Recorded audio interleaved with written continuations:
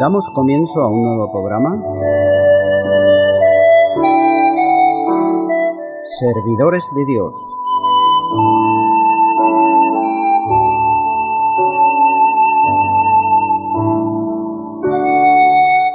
Este es un programa que está respaldado por la Iglesia Evangélica Misión Evangélica de Cataluña.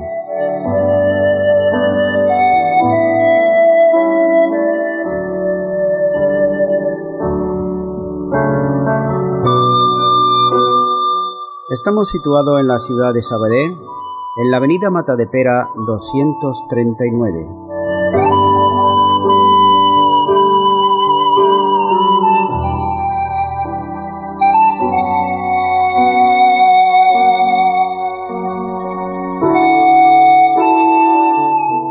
Antes de dar introducción a la palabra de Dios, estaremos poniendo una alabanza.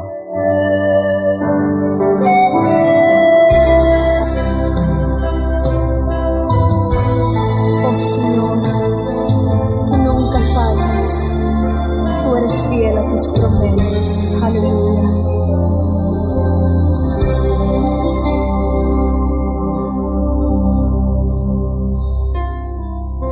A veces yo siento que ya no puedo más, cansada y agobiada de tanto luchar. Las pruebas parecen que me quieren ahogar y mis lágrimas de día y de noche han sido mi paz.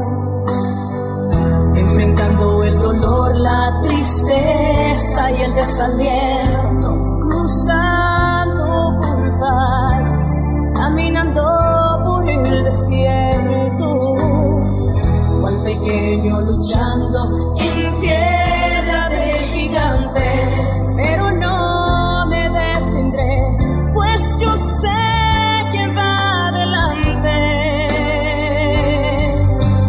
Dios no me fallará, Él es fiel a sus promesas, Él no me olvidará, aunque el día oscurezca, mi fe puesta está en ese Dios de promesas que no me dejará llorando en la prueba. Dios no me fallará, no importa lo que veo, Él no me dejará morir en el desierto. Yo no voy a aceptar que este sea mi fin. Voy a creerle a Dios, clamaré y sé que Él me va a oír, porque Dios nunca falla. Dios nunca falla.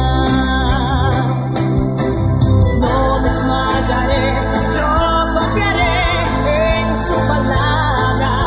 Podré llorar toda la noche, pero la alegría vendrá en la mañana. Y mientras pasa la noche, adoraré el nombre de Jehová, porque Él es fiel, es fiel, es fiel. Dios nunca falla. Dios no me fallará, Él es fiel a sus promesas, Él no me olvidará, aunque el día oscurezca, mi fe puesta está en este Dios de promesas que no me dejará llorando en la prueba. Dios no me fallará, no importa lo que veo, sé que no me dejará morir en el desierto. Yo no voy a aceptar. Así es, Dios no nos fallará. Realmente los que estamos siempre fallando somos los hombres. Pero Dios no falla porque no es hombre para fallar. Pero nosotros sí que lo solemos hacer. Pedimos muchas veces cosas y cuando Dios no nos la concede decimos, entre comillas, Dios no ha fallado. Y Dios no nos puede fallar nunca, porque si nosotros permanecemos infieles, Él siempre permanece fiel a su palabra. Y de acuerdo a su palabra es así como Él obrará en la vida de cada ser humano.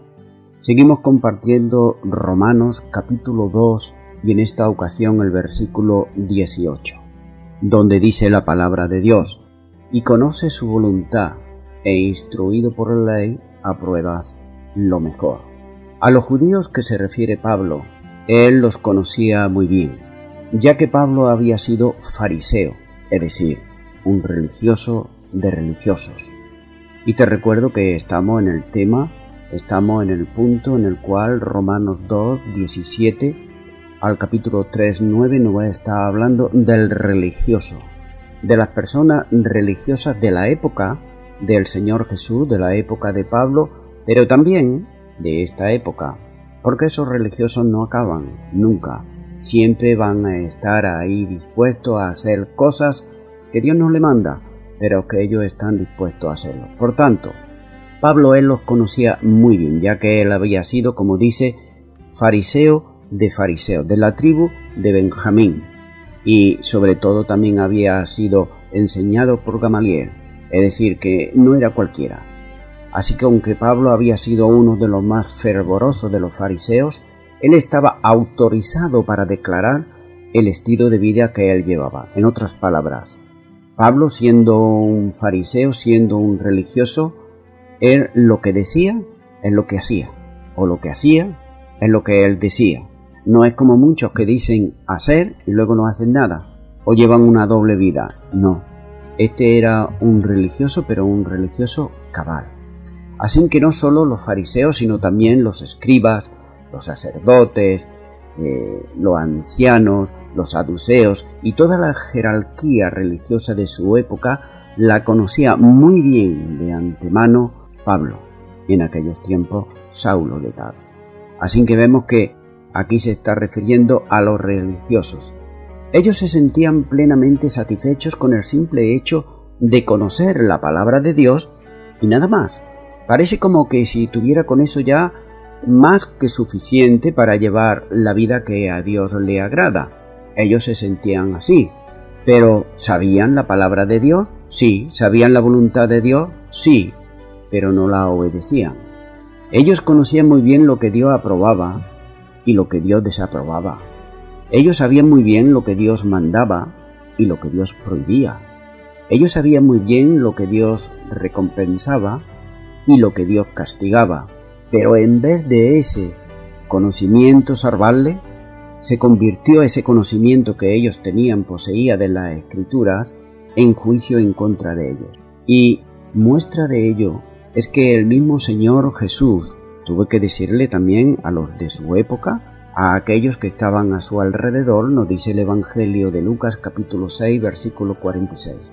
¿Por qué me llamáis Señor, Señor, y no hacéis lo que yo os digo? Es muy fácil decirle a una persona Señor, Señor, y luego hacer lo que nos viene en gana, lo que nos place o lo que pensamos que es mejor para nuestra vida, pero no de acuerdo con la palabra de Dios. Y aquí hay una reflexión para nuestra vida y es la siguiente. Partiendo de este punto, si lo trasladamos al día de hoy, y recuerdo que Pablo está hablando aquí al religioso, a la persona religiosa. ¿Cuántos creyentes hay que conocen la voluntad de Dios? Seguramente hay muchos, millones. Hay muchos incluso que hasta llevan la Biblia debajo del brazo. Sí, la llevan a la iglesia debajo del brazo, presumen de la Biblia. Piensan a lo mejor que llevando la Biblia debajo del brazo, pues son como más santos, más devotos o más cristianos. Pero, ¿asegura esto que hacen la voluntad de Dios?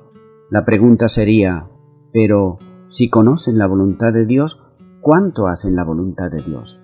Entonces queda claro que aquel que conoce la voluntad de Dios tanto en la época del Señor Jesús como en esta época y no la hace, aunque lleve una Biblia debajo del brazo, es un religioso, una religiosa.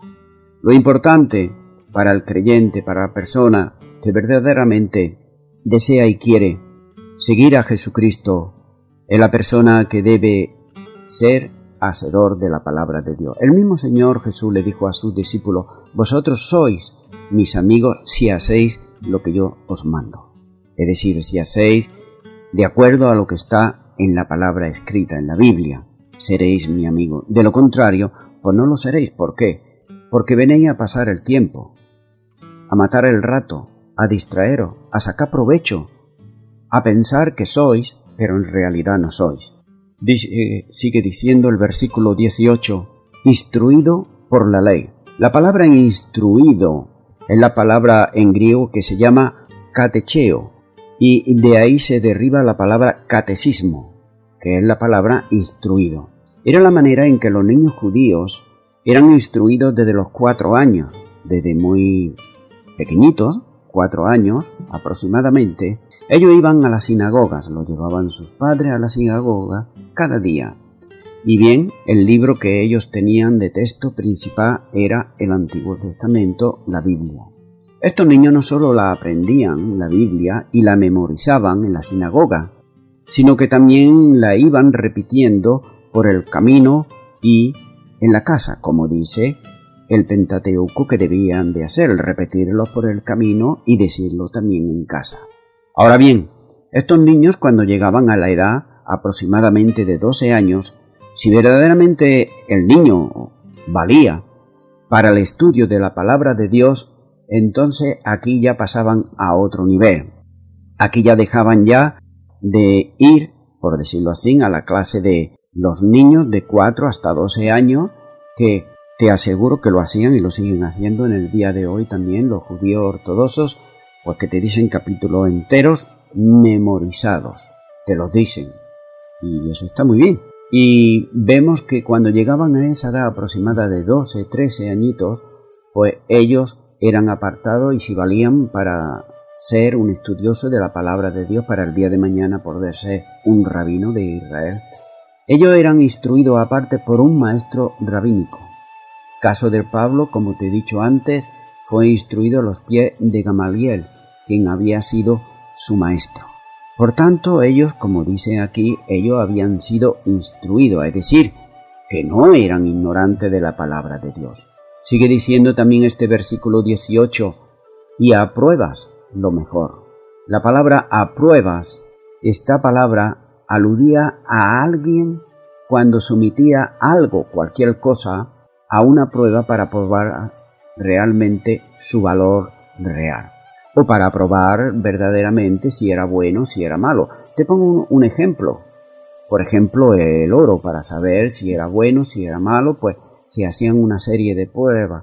Es por ejemplo, si tú vas a comprar un melón o una sandía, pues tú la vas a estar tocando, o la fruta, y si tú ves que está muy madura es que está blanda, y si está dura es que no está, ¿de acuerdo? Es decir, todo esto son valores, son cosas para comprobar, y ellos verdaderamente comprobaban el valor real de las cosas, no solamente de la fruta, no solamente del oro, sino de lo más importante que era el ámbito espiritual. Así que volviendo al religioso, primero tenía el medio era el Antiguo Testamento, la Biblia, para conocer lo que es bueno y lo que era malo. Y esto lo digo porque hay muchas personas que piensan que la Biblia es un libro de estudio antiguo y pasado de moda.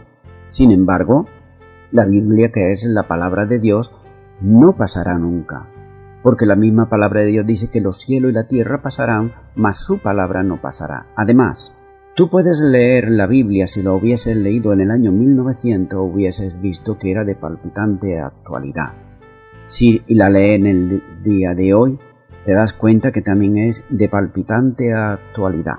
Tú no tienes que ir a los periódicos para ver lo que ha sucedido, simplemente como ver el mover de las personas, el ámbito moral, el ámbito secular, cómo está el trabajo, la crisis y todo lo que hay, enfermedades, vicios, etc., te darás cuenta que las profecías en la palabra de Dios se van cumpliendo al pie de la letra. Así que por tanto vemos que ellos conocían lo que era bueno y lo que era malo. La palabra de Dios nos enseña a cada hombre, a cada mujer que está dispuesto a leer y a ser hacedor de la palabra de la Biblia, lo que es bueno y lo que es malo. Ahora bien, hay muchos que desechan esto y están como están, que no saben ni lo que es bueno ni lo que es malo. A lo malo llaman bueno y a lo bueno le llaman malo. Así que ellos lo sabían esto muy bien. Y no solo eso, sino que tenían también discernimiento de la palabra de Dios, para discernir lo que era más valioso de la ley, es decir, lo que era más valioso de la palabra de Dios, ellos tenían discernimiento. La misma palabra de Dios nos dice a nosotros en el Nuevo Testamento, en 1 de Juan, capítulo 3, versículo 18, está diciendo aquí Juan: hijitos míos, no amemos de palabra, ni de lengua, sino de hechos y en verdad. Muchas personas suelen amar o suelen decir Dios te bendiga y ya está. Pero el mismo apóstol también Santiago nos lo dice, que qué clase de creencia tenemos cuando a una persona tiene necesidad de una manta o de comida y no le damos nada. Nuestra fe es una fe entonces vana, que no sirve para nada. Es igual, por ejemplo, cuando una persona, o a lo mejor esto ocurre, y lo he podido ver con mis propios ojos, que hermanos en la fe que han crecido, han llegado a ancianos, han sido fieles al Señor y por cualquier circunstancia han caído enfermos y han estado en el hospital o en casa. Y te aseguro que son muy pocos los que van a verle, muy pocos. Unos cuantos escogidos, siempre un remanente fiel que Dios tiene preparado ahí. Sí, hay muchos que aman de palabra, pero aquí Juan dice que no amemos solamente de palabra, sino de hechos. Si amas a tu hermano o tu hermana en la fe, cuando tiene una necesidad, estamos obligados a socorrerle, a ayudarle, a estar con ellos, a escucharle, a hacer lo que haga falta, porque para eso son nuestros hermanos en Cristo Jesús. También nos sigue diciendo la palabra de Dios en Romanos 2 y versículo 19 y 20. Y confía en que eres guía de los ciegos, luz de los que están en tinieblas, instructor de los indoctos, maestro de niños, y tiene la ley, la forma de la ciencia y de la verdad. Pablo le dice al religioso: confía en que eres guía de ciego, porque el religioso confiaba en eso, en que los demás estaban ciegos y ellos no. Los fariseos, los escribas y, como he dicho antes, los ancianos, los sacerdotes, toda la cúpula que había religiosa, se consideraban como mentores, es decir, como maestros de toda la comunidad judía en el ámbito moral y espiritual. Es decir, ellos se veían a sí mismos como guías espirituales de sus hermanos judíos, es decir, los indoctos, los ignorantes. En otras palabras, le estaban llamando ignorantes. Pero ahora bien, estos que eran religiosos y ellos se consideraban guías de sus hermanos judíos que no entendían la palabra de Dios, pues ¿qué era lo que le pasaba a ellos, a estos guías, a estos maestros? Pues la mayoría de ellos solamente hacían poner cargas sobre estos ignorantes, estos indoctos, que no entendían, que no comprendían, le ponían cargas y cargas de hombres, y sin embargo ellos no las hacían. Es decir, ellos eran muy expertos en poner carga a las personas, pero en cumplirlas ellos no las cumplían, se las ponían a los demás, pero ellos no lo hacían. Esto es lo que hacían y suelen hacer en el día de hoy también los religiosos, poner carga a los hombres que no vienen en la palabra de Dios. Es decir, a sus hermanos judíos que no habían alcanzado el conocimiento de ellos, le llamaban simplemente indoctos, es decir, ignorantes. Pero a los gentiles paganos le llamaban ciegos. Esto era lo que ellos creían. Pero lo que dijo el Señor Jesús de ellos no era esto ni mucho menos. El Señor Jesús tenía y tiene siempre la última palabra, porque Él es Dios y Él conoce todas las cosas.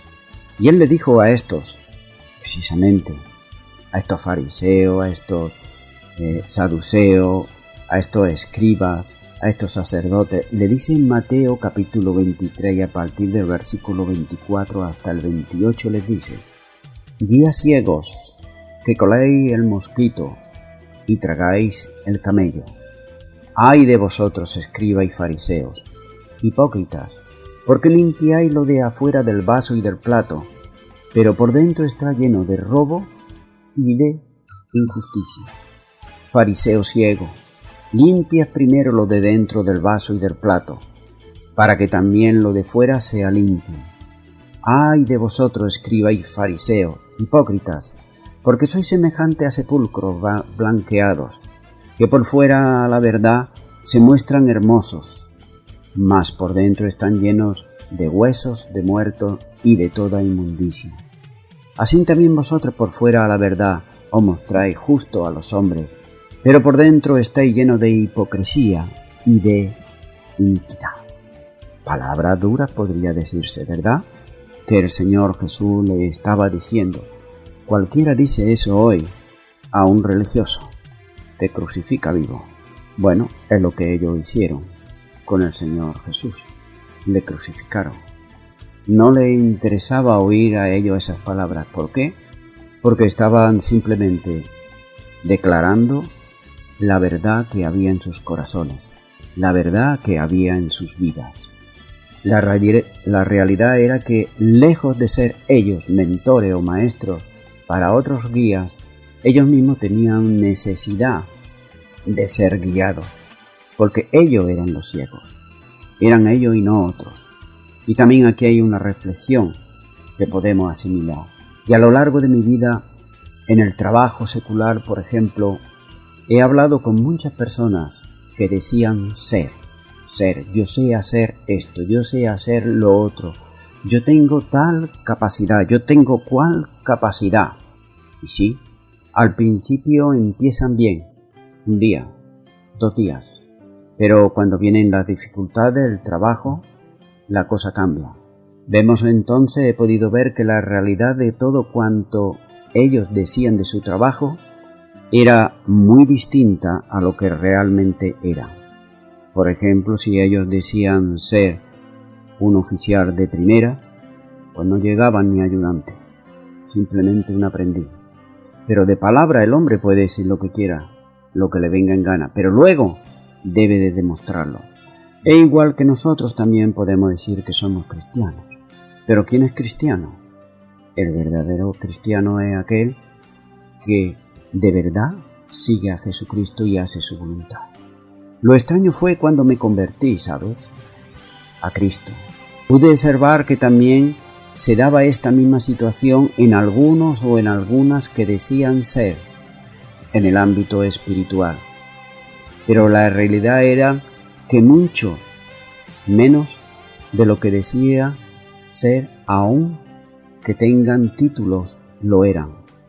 Se pueden tener títulos, se pueden tener credenciales, pueden decir soy, pero ¿sabes? El que te dice que eres no es el hombre, porque el hombre te puede dar una credencial, te puede dar un título, pero esos hombres que te lo han dado, también ellos necesitan ser también enseñados por otro maestro, que decir por la misma palabra de Dios, no solamente decirla, sino hacerla.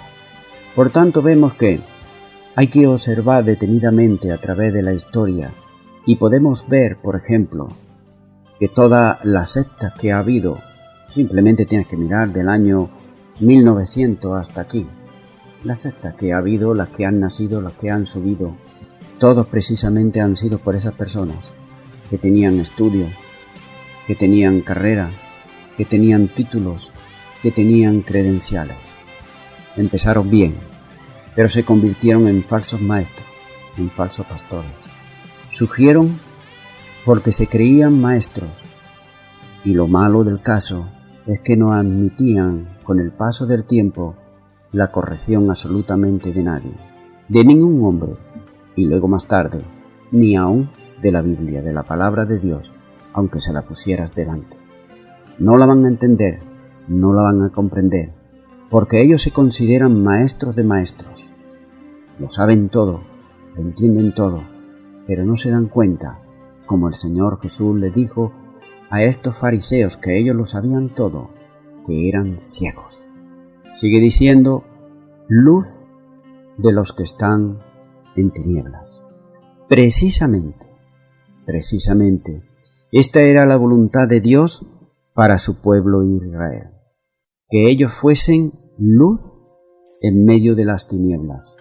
Y esto no lo dice en el Antiguo Testamento ya, en el libro de Isaías capítulo 42 y versículo 6, donde dice, yo Jehová, te he llamado en justicia, y te sostendré por la mano, te guardaré y te pondré por pacto al pueblo, por luz a las naciones. Así que vemos que este precisamente era la voluntad de Dios, que ellos fuesen luz para las naciones. Ahora bien, ¿fueron ellos luz para las naciones? Todo lo contrario, porque ellos asimilaron e imitaron lo de las más naciones. En vez de las naciones imitar lo de ellos, ellos imitaron lo de las naciones. Es lo que pasa hoy en día en algunos sitios, en algunos lugares, que en vez del mundo imitar a la iglesia imita al mundo. Y ahí es donde está el descontrol. Y ahí es a donde está el fallo. Y ahí es cuando las personas no nacen de nuevo, sino que se están arrimando a un grupo de creyentes que son creyentes en un ámbito social, pero no espiritual, porque están imitando lo del mundo. También el Señor Jesús le dijo a sus discípulos, y lo dijo también en el Evangelio de Mateo capítulo 5, versículo 14 al 16. Nótese que aquí lo repite. Antes en Isaías lo dice a su pueblo escogido, a Israel. Este pueblo sabemos que él falló.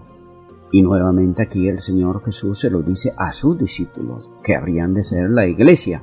Le dice, vosotros sois la luz del mundo. Una ciudad sentada sobre un monte no se puede esconder.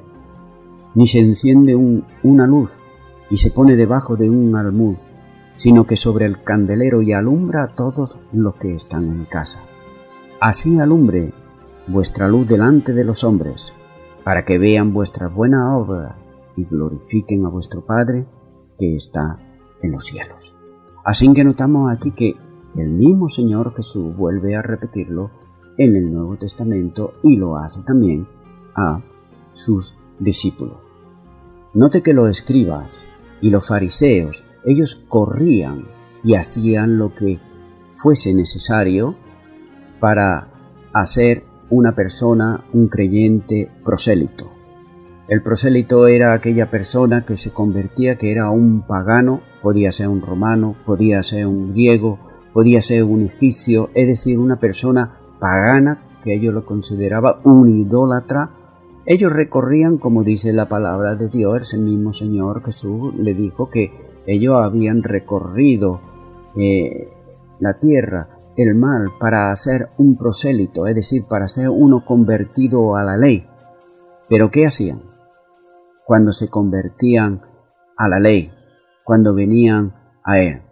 Vemos que entonces este pagano, en vez de enseñarle a dejar las ideas paganas, las costumbres paganas, las costumbres idólatras, y a depositar su confianza en Dios y en su palabra, y si se era obediente a ella, los líderes judíos le enseñaban más bien el sistema rabínico judío de tradiciones, de ritos, de hombres y de fiestas religiosas inventadas por ellos mismos.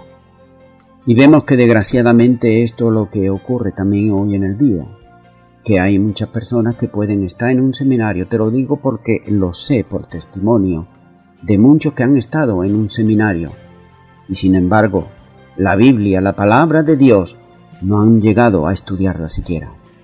La saben como un libro más, como un libro adjunto, simplemente, pero no así como para estudiarla, para escudriñarla, para sacar de ahí las verdades bíblicas y aplicarlas a nuestras vidas.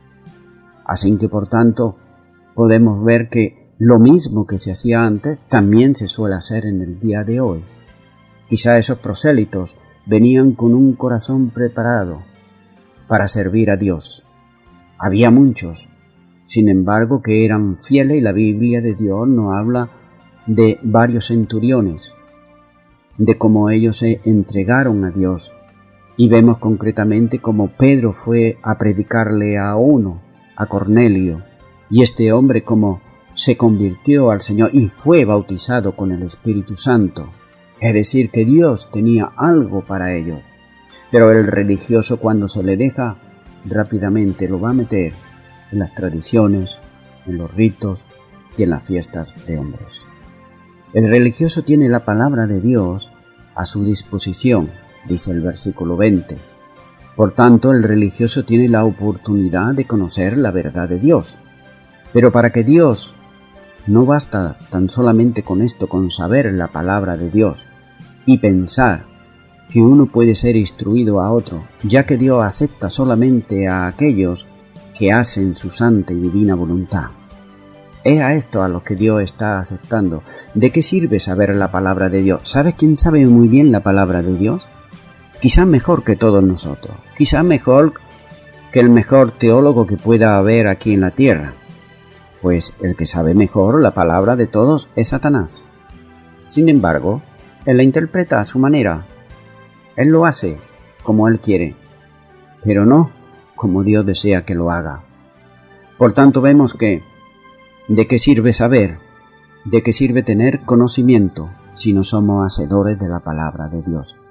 El religioso dice: haz lo que yo te digo, pero no lo que yo hago. Pero la Biblia dice en 1 de Pedro 1:16: sed santos, porque yo soy santo. Sin embargo, el religioso siempre pone de santo a una persona, y no se da cuenta que cuando Pablo está escribiendo las cartas, no le está escribiendo a un santo, le está escribiendo a los santos de la iglesia. Los santos son aquellos que vivimos ahora aquí. Una persona que es fiel a Jesucristo y le sigue es una persona que es santa. No es un hombre, sino son todos aquellos que han nacido del Espíritu y que andan en el Espíritu y dan el fruto del Espíritu. Son aquellos que son verdaderamente santos, no aquellos que señalan los hombres y dicen que son santos, no aquellos que dicen los hombres: yo te voy a ser beato, yo te voy a ser santo. Ningún hombre tiene ningún poder en absoluto para hacer a otra persona santa. Eso es un poder que solamente tiene el Espíritu Santo de Dios, que es el que nos regenera de todo pecado y lo va haciendo día tras día. Eso es lo que hace el religioso, y es lo que hacía en la época de Jesús, es lo que sigue haciendo en el día de hoy. ¿Por qué sigue habiendo religiosos? Sencillamente porque hay personas que les gusta la palabra de Dios, leerla, entenderla, pero no hacerla. Y ahí no les sirve esto absolutamente de nada. Voy concluyendo con esto. Solo uno que había sido un religioso como Pablo podía saber y entender lo que un religioso siente. El religioso pensaba, ellos decían: nosotros tenemos visión espiritual y podemos ayudar a quienes son ciegos. Nosotros tenemos la luz y todos los demás están en tinieblas. Nosotros somos sabios y solo nosotros podemos ayudar a quienes son necios. Nosotros somos espiritualmente maduros y podemos ayudar a quienes son niños. Nosotros somos la auténtica iglesia, las demás no son iglesia. Esto es lo que decían los religiosos, esto es lo que siguen diciendo en el día de hoy los religiosos también. Amigo y amiga que me está escuchando, hoy en día también sigue habiendo esta clase de religiosos así. Yo fui, por ejemplo, no tengo que ir muy lejos. Yo entiendo también como Pablo entendía a los religiosos, yo lo entiendo también muy bien. ¿Por qué? Porque yo nací en el seno de una familia religiosa en España. ¿Por qué? Porque la religión oficial en España era, y todavía sigue siendo, aunque dicen que no, pero todavía sigue siendo, el catolicismo romano. Cuando era un adolescente, me hacía una pregunta, porque me gustaba. Y debe de haber algo más que simplemente, por ejemplo, las tradiciones, los ritos y todo esto que se hace por costumbre, pero que no se siente? Porque yo veía, yo ayudaba a las misas y yo estaba viendo allí como lo que estaban haciendo lo hacían, pero sin sentido, sin sentirlo en el corazón. Y yo pensaba y decía, debe de haber algo más. Solo con el paso del tiempo, siendo ya una persona adulta, cayó en mis manos por vez primera una Biblia. Y fíjate que era una Biblia católica romana, y el resto es fácil de imaginar.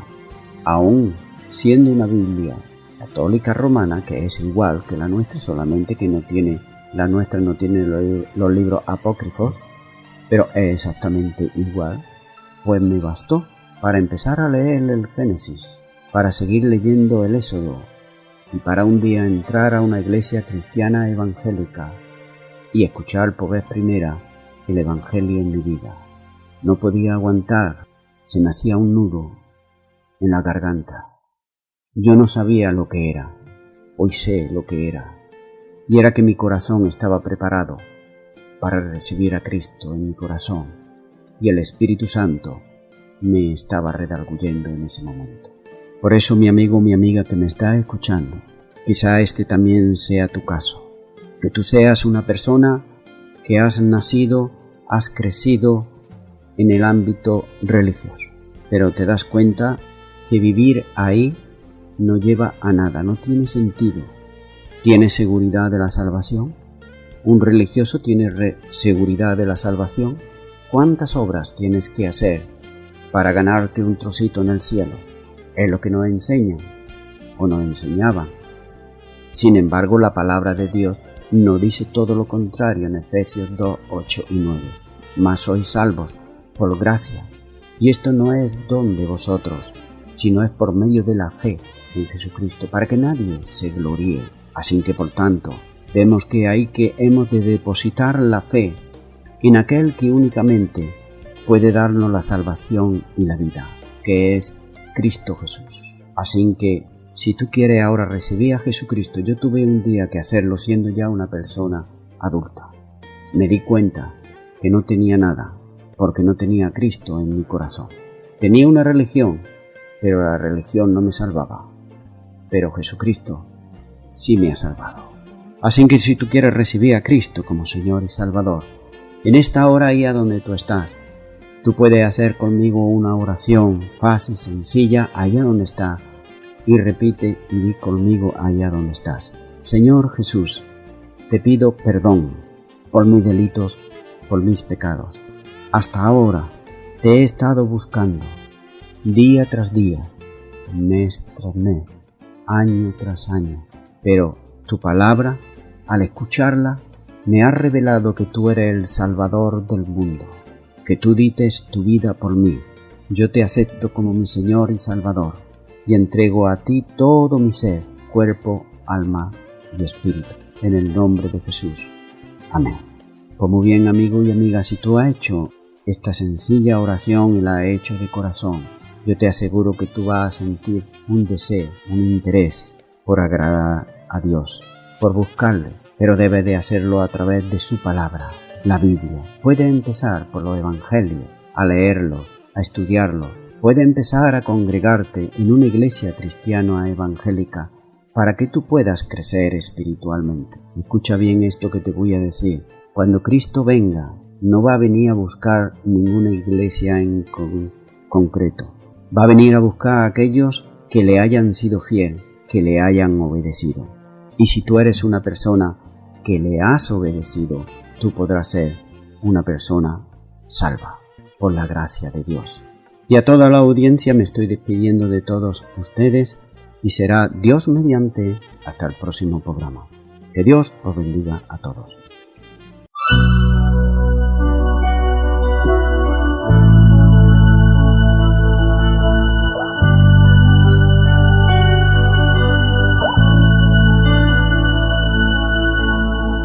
No lo pienses más, podría ser fatal. El tiempo pasa y se va, y el final está por llegar. No lo dudes ya, decídete hoy, acepta en tu corazón a Jesús nuestro Salvador. Con él nada te faltará, él del mal te librará. Solo tienes que creer y él tu vida salvará. Búscalo, búscalo, él no te abandonará, él su palabra cumplirá. Búscalo, búscalo, recompensa tú tendrás, la vida eterna él te dará. Búscalo, búscalo, no lo pienses más, podría ser fatal.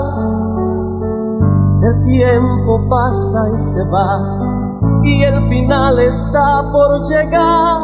No lo dudes ya, mira a tu alrededor, solo llanto y dolor, solo penas y destrucción, y con él nada te faltará, él del mal te librará.